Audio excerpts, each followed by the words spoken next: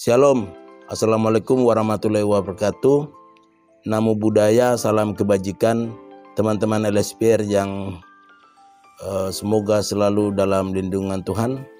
Perkenalkan, nama saya Mesak Mirin, mahasiswa LSPR, jurusan Corporate Communication angkatan 16. Di sini izinkan saya mempresentasikan proposal tesis saya yang berjudul Strategi Sosialisasi Kader Posyandu Dahlia dalam rangka menurunkan gizi buruk pada bayi usia 0-9 bulan di distrik Eram, Kota Jayapura, Provinsi Papua. Kesehatan merupakan salah satu aset penting dalam rangka mencetak sumber daya manusia yang berkualitas, unggul. Kesehatan merupakan kunci kebanggaan STM maksimal, terutama kesehatan anak sebagai calon penerus masa depan bangsa dan negara Republik Indonesia. Namun ternyata di Indonesia masih banyak kasus-kasus kesehatan yang terjadi pada anak-anak, mulai dari gizi buruk, campak, diare, hingga malaria. Bahkan data dari UNICEF, Indonesia 1 dari 3 anak meninggal dunia sebelum mencapai usia 5 tahun. Contoh kasus yang sering kita dengar dan dialami oleh gizi buruk, terutama di wilayah bagian Indonesia Timur, terutama di Provinsi Papua. Di wilayah Indonesia bagian Timur, Provinsi Papua Barat, Provinsi Papua menduduki posisi yang sangat tinggi terkait banyaknya persentase anak yang mengalami gizi buruk. Oleh karena itu, demi keberlangsungan masa depan anak di wilayah Indonesia Timur, berdasarkan data dari Kementerian Kesehatan Republik Indonesia, Papua tertinggi angka gizi buruk, disusul oleh Provinsi Aceh. Provinsi Papua berpihak pada data-data di lapangan tersebut. Oleh karena itu, perhatian khusus dari berbagai pihak supaya anak-anak di wilayah Indonesia bagian Timur, terutama Papua Barat, Maluku, Ambon, gizi buruk ini sangat memprihatinkan. Disebabkan rendahnya konsumsi energi dan protein dalam makanan yang dikonsumsi sehari-hari. Menurut Pak Saputra, perlu adanya penindakan lebih lanjut supaya gizi buruk menimpa anak-anak di Provinsi Papua dapat segera menurunkan peningkatan status gizi buruk oleh ketersediaan kesehatan serta kesadaran individu yang lebih pada komprehensif, terutama melalui pos pelayanan terpadu atau lebih dikenal dengan posyandu. Juga merupakan rujukan utama bagi anak-anak usia 0-6 tahun untuk mendapatkan akses kesehatan secara selaras, secara gratis. Adanya posyandu dapat memberikan bantuan. Menurut penelitian Amelia, posyandu merupakan salah satu upaya untuk meningkatkan kesehatan gizi buruk, terutama di Provinsi Papua. Dengan demikian, tesis ini memberikan manfaat bagi kesehatan berbasis masyarakat yang dikelola oleh diselenggarakan dari berbagai macam aspek, terutama memperoleh kesehatan dasar bagi ibu serta balita. Dan berdasarkan laporan kinerja Kementerian Kesehatan tahun 2020, Provinsi Papua terafiliasi oleh posyandu yang mencapai 37% dari 29 kabupaten kota yang ada di Provinsi Papua, terutama di Kota Jayapura. Semua posyandu terlihat aktif dari 192 posyandu totalnya. Tidak ada satupun posyandu di Kota Jayapura yang tidak aktif. Sehingga peneliti tertarik untuk melakukan penelitian lebih lanjut mengenai posyandu Dahlia Kota Jayapura, Distrik Eram, Provinsi Papua. Dari itu ada 3 rumusan masalah yang diangkat dalam penelitian ini. Pertama, bagaimana strategi kader posyandu Dahlia dalam menurunkan angka gizi buruk usia 0-9 bulan di Distrik Eram, Kota Jayapura, Provinsi Papua. Kedua, bagaimana dampak dari realisasi strategi kader posyandu Dahlia dalam usia bayi 0-9 bulan di Distrik Eram, Kota Jayapura, Provinsi Papua. Yang ketiga, bagaimana strategi kader posyandu Dahlia dalam menghadapi hambatan menurunkan angka gizi buruk pada usia 0-9 bulan di Distrik Eram, Kota Jayapura, Provinsi Papua. Sedangkan untuk tujuan penelitian ini adalah untuk mengetahui secara detail mengenai strategi-strategi khusus kader Posyandu Dahlia dalam rangka meminimalisir angka gizi buruk yang berusia 0-9 bulan di distrik Eram, Kota Jayapura. Kemudian penelitian ini juga bertujuan untuk memperoleh informasi terkait dampak daripada realisasi strategi program kerja yang juga adalah salah satunya untuk para kader-kader Posyandu Dahlia distrik Eram, Kota Jayapura dalam rangka partisipasi aktif mengurangi angka gizi buruk pada pasien usia 0-9 sampai 9 bulan di Kota Jayapura, Provinsi Papua. Selain itu, adanya penelitian ini juga untuk mendapatkan informasi terperinci terkait dengan strategi kader-kader Posyandu Dahlia dalam menghadapi hambatan dan melaksanakan program-program kerja yang juga demi menumpukan angka gizi buruk pada bayi usia 0-9 bulan di distrik Eram, Kota Jayapura, Provinsi Papua. Manfaat dengan adanya penelitian mengenai strategi kader Posyandu Dahlia berperan minimalisir angka gizi buruk.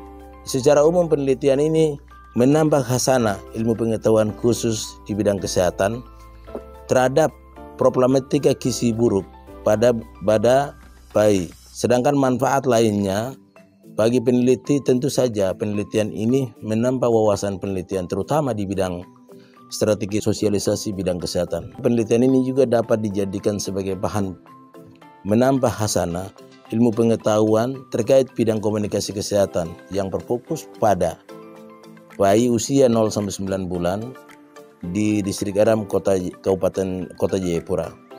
Bagi kader Posyandu Dahlia, adanya penelitian ini dijadikan acuan sekaligus evaluasi memberikan program-program kerja yang baik ke depan. Bagi peneliti selanjutnya, penelitian ini dapat dijadikan tolak ukur perbandingan penelitian kemudian. Kesehatan fokus pada bayi sehingga dapat memberikan cakrawala bidang strategi komunikasi kesehatan. Ketika seorang melakukan sosialisasi, maka diperlukan sebuah perpaduan narasi indah dan mudah dipahami oleh audiens. Perpaduan tersebut tidak akan berjalan baik apabila tidak dibuat strategi-strategi detail mengenai komunikasi. Liliwari mengatakan komunikasi kesehatan adalah proses untuk mengembangkan atau membagikan pesan kesehatan kepada audiens tertentu dengan maksud mempengaruhi pengetahuan, sikap dan keyakinan mereka tentang pilihan perilaku hidup sehat. Penelitian terkait strategi sosialisasi kader Posyandu Dahlia ini serasi dengan pernyataan Liliwari bahwasannya seni seorang komunikasi dalam hal mempengaruhi komunikasi tersebut dengan komunikasi persuasif. Maka dari itu penelitian ini menerapkan penggunaan teori komunikasi kesehatan milik Hugh Heng. Heng membagi komunikasi persuasif dalam dua taktik, yakni taktik downplay dan intensif. State of art yang dijadikan pijakan oleh peneliti akan dijelaskan sebagai berikut. Tulisan milik Hamalia dan Sefli pada tahun 2019 dengan judul Hubungan Motivasi Ibu dan Peran Kader dengan Keaktifan dalam Mengikuti Kegiatan Posyandu Balita di Wilayah Kerja Puskesmas Enam lingkup Kabupaten Padang. Penelitian ini lebih fokuskan pada penelitian kuantitatif dengan desain atau pendekatan gross seksional. Tujuan penelitian ini diketahui hubungan motivasi ibu dan peran kader-kader dengan keaktifan dalam mengikuti kegiatan Posyandu Balita di wilayah kerja Puskesmas Padang Pariaman. 2. Penelitian yang dilakukan oleh Nurhanamfi Farancia Mel pada tahun 2019 komunikasi kesehatan ibu dan anak melalui program Bonet oleh Bidan Desa di Kota Majalengka. Dalam temuan penelitian mendapatkan jawaban kemampuan komunikasi bidan harusnya ditingkatkan lagi karena bidan bertindak sebagai opinion leader bagi masyarakat desa Cikeusik untuk mempersuasi ibu guna meningkatkan kredibilitas bidang desa, yaitu menekankan bahwa pelayanan kesehatan yang didirikan bidan desa kepada masyarakat merupakan pelayanan kesehatan yang menjamin faktor kebersihan, kenyamanan, lingkungan profesional, dan gratis. Yang ketiga, penelitian menjadi saputra pada tahun 2016 berjudul Analisis Status Gizi Buruk dan Gizi Kurang pada Balita di Kota Bengkulu. Tujuan penelitian ini menganalisis pengetahuan ibu, pendidikan ibu, dan ekonomi keluarga dengan status gizi yang buruk dan gizi kurang pada balita. Di Kota Bengkulu tahun 2016, metode penelitian yang dilakukan secara perspektif kualitatif. Sampel dalam penelitian ini adalah ibu yang memiliki balita gizi buruk dan gizi kurang.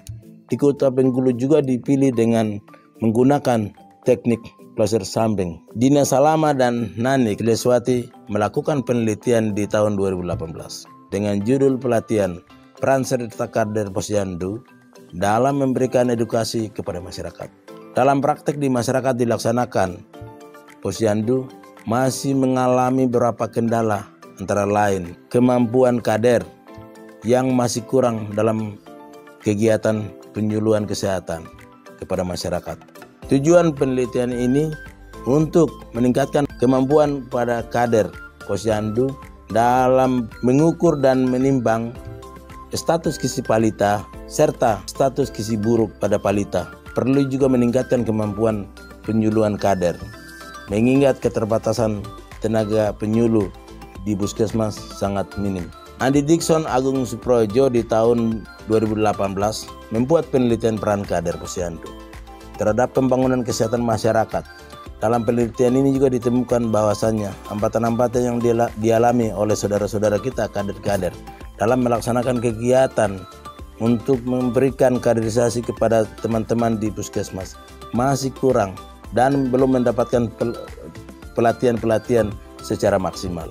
Tugas-tugas ini kader Posyandu sangat membutuhkan maksimal. Dengan demikian dari penelitian ini terdahulu belum ada penelitian yang memfokuskan pada gizi buruk bayi pada usia 0-9 bulan, terutama di Provinsi Papua Kota Jayapura, tepatnya di Distrik Eram, sehingga peneliti sangat ingin memfokuskan, memberikan kepengaruhan terhadap penelitian ini untuk demi membangun masyarakat Papua secara baik. Dengan demikian, partisipasi aktif dan menurunkan angka gizi buruk pada bayi dan balita di daerah tersebut. Penelitian ini juga merupakan penelitian kualitatif, pendekatan perspektif dan pendekatan kualitatif. Inilah penelitian yang menggunakan penafsiran serta bersifat interpretatif yang melibatkan banyak metode dalam menelaah masalah penelitian. Pendekatan deskriptif, yakni suatu kegiatan yang mengukur fenomena-fenomena sosial tertentu yang sangat terjadi di masyarakat. Tradisi digunakan dalam penelitian ini adalah tradisi fenomenologi. Fenomenologi merupakan tradisi yang menjadikan pengalaman manusia sebagai sumber data, terutama dalam kegiatan-kegiatan secara keberlangsungan. Sumber data penelitian ini juga memperoleh dari sumber-sumber dalam sekunder dan primer. Diperoleh penelitian melalui wawancara secara langsung, mendalam, dan penelitian ini juga memberikan manfaat bagi masyarakat dan pemerintah. Sedangkan sumber sekunder penelitian ini dapat melalui referensi dari website, jurnal, buku-buku yang ada untuk memberikan pengetahuan dan juga memberikan pemikiran-pemikiran positif demi gizi buruk, terutama di Provinsi Papua, lebih khusus Kota Jayapura. Peneliti menggunakan teknik pengumpulan data, merupakan wawancara observasi, serta dokumentasi teknik, sampling. Teknik sampling pada penelitian ini memakai progressive sampling, di mana penelitian ini akan dilakukan secara langsung wawancara dengan narasumber sesuai kriteria yang tepat dalam penelitian ini pula. Sekian pemaparan dari proposal tesis yang saya lakukan. Mohon masukan serta kritik saran yang membangun agar penelitian ini dapat bermanfaat dalam bidang komunikasi. Terima kasih. Assalamualaikum warahmatullahi wabarakatuh. Shalom, salam sejahtera buat kita semua. Om Swastiastu, Namo Buddhaya. Salam kebajikan.